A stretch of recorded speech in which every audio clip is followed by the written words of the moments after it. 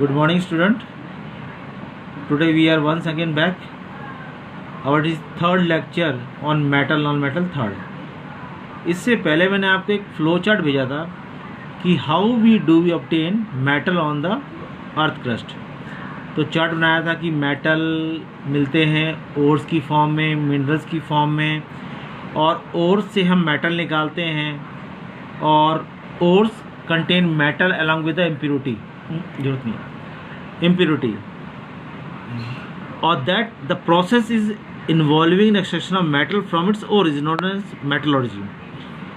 वो प्रोसेस बेटा यहाँ से सिलेबस में डिलीट हो गया है, इसलिए सिलेबस को आगे कंटिन्यू करते हुए हमने वो टॉपिक लिया है जो आपके सिलेबस में है, that we called as reactivity series of metal, that we called as reactivity series of metal. वो सीरीज ये है, रिएक्टिविटी सीरीज ऑफ मेटल।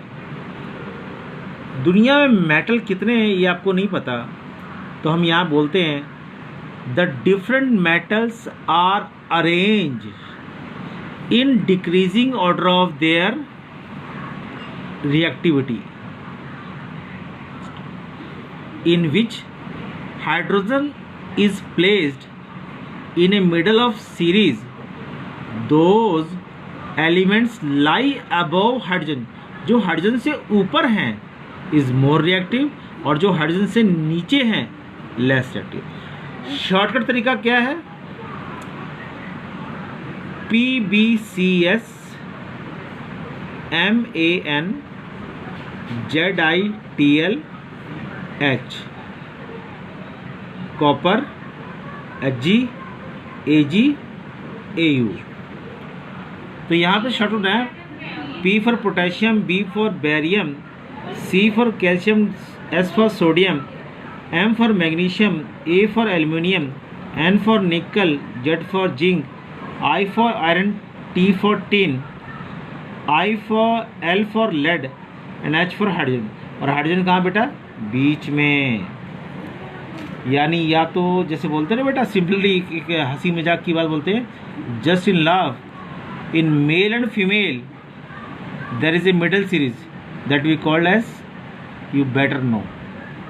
तो ये वो एलिमेंट है, ना तो मेटल है और ना ही नॉन मेटल। इससे जितने ऊपर दिख रहे हैं दे आर मोर रिएक्टिव, और जितने नीचे दिख रहे हैं they are least reactive. Copper Hg Ag Au, gold is least reactive. That's why the most of the people use to prepare jewellery from the gold. इसीलिए इंसान गोल्ड की jewellery बनाते हैं बेटा, खराब नहीं होती, और खराब नहीं होगी तो बिकेगी पूरे दाम पे। ओके, तो दैट वी हैव। अब बोलो सर आपने इतने लिखे, we are having more than 117 element, मगर हमारे 10th के हिसाब say that is far better कि हमें थोड़ा थोड़ा खाओगे तो शरीर स्वस्थ रहेगा। Little knowledge is enough knowledge. Okay, then you proceed to next topic. कि अब आपने पूछा you have asked the question कि sir what does the reactivity series means. बेटा इससे ये पता लगता है कि कौन मोर रिएक्टिव है, कौन लेस रिएक्टिव है। More reactive can easily displace less reactive. For example, अगर कोई बच्चा बदमाश हो तो कमज़ोर को पीट सकता है, मगर कमज़ोर कभी बदमाश को नहीं पीट सकता। Look at example, Fe plus CuSO4, क्या लिखा है? CuSO4, copper sulphate. तो यहाँ पे Fe क्या है? More reactive. Fe ने इसको हटाया और इसको बाहर भगा दिया, और क्या बन गया? Ferrous sulphate. अगर यही रिएक्शन कॉपर के साथ होती तो रिएक्शन कभी भी ना होती, नो रिएक्शन, क्योंकि because copper is least reactive. अब नेक्स्ट टॉपिक हम डील करते हैं आयनिक कंपाउंड। आयनिक कंपाउंड का दूसरा नाम क्या होता है? Electrovalent compound. Ionic compound is also known as electrovalent compound. Those bond which are formed by transferring of electron from one atom to another atom जैसे कि एग्जाम्पल लो NaCl, Na का नंबर 11 है, 281, डू यू गेट पॉइंट। जिसके outer most में 4 से कम होंगे that have tendency to lose electron, तो ये इलेक्ट्रॉन क्या करेगा, लूज करेगा। और the electron which have more than 4 have tendency to gain, ये गेन करेगा। तो Na ने एक लूज करना है, इसने एक गेन करना है, because each and every element have tendency to achieve 8 electron the outer most shell. तो बन गया formula NaCl। Similarly MgCl2, Mg को 2 लूज करने हैं, यहाँ 7 है, तो Mg के 2 इलेक्ट्रॉन लगा दिए, Cl 2 लगा दिए। इसको 8 करने, 7 इसके पास बैठे खुद के, 1 2 3 4 5 6 7, इससे ले लिया 8 हो गए, इससे लिए 8 हो गए, Mg लूज कर दिया, तो बन गया formula Mg2 plus Cl negative. Similarly आप एग्जाम्पल ले सकते हो AlCl3 का। These are the ionic compound. अब आपसे क्वेश्चन है, which soon get lose the electron. इसने 1 छोड़ने थे, इसने 2 छोड़ने थे, इसने 3 छोड़ने थे, तो I think Na have more tendency to lose electron and have stable, तो it is more ionic, it is more ionic, it is less ionic and it is least ionic. क्या है बेटा, least ionic. Next, what are the properties of compound. Ionic compound जो होते हैं, in olden days we do not have ability to purchase the iodise salt, Tata salt, Annapurna salt. तो olden days में ना हमें पत्थर वाले सॉल्ट मिलते थे। If you are having grandfather grandmother, you can ask, अपने दादा से पूछो, दादाजी 20 साल पहले नमक कैसे आते थे।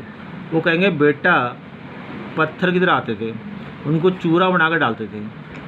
तो वही बात है, ionic solids compounds are solid and hard. अगर हार्ड है तो क्या हुआ, अगर ये हार्ड है तो it possess high melting point and high boiling point. It is soluble in water and insoluble in organic, बोलते हैं ऑर्गेनिक सॉल्वेंट। इट मीन्स बेटा नमक पानी में तो घुल जाता है, मगर नमक को तेल में घोलना चाहो, पेट्रोल में घोलना चाहो, कभी घुलेगा नहीं।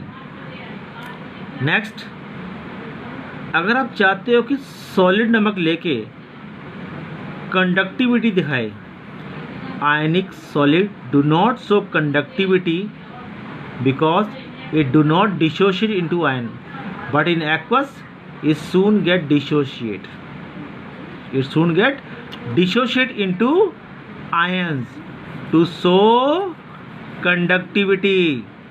आयंस में जब बनेंगे तभी कंडक्टिव दिखाएंगे, सॉलिड में कभी भी नहीं दिखाएंगे।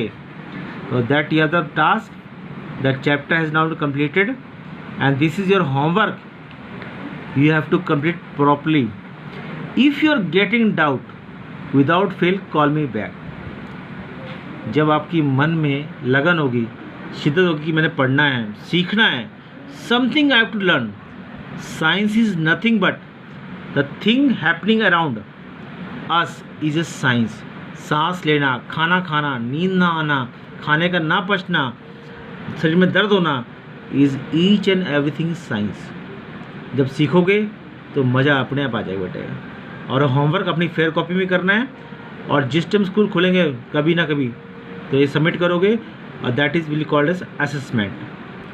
Thanks and have a nice day. Okay bye.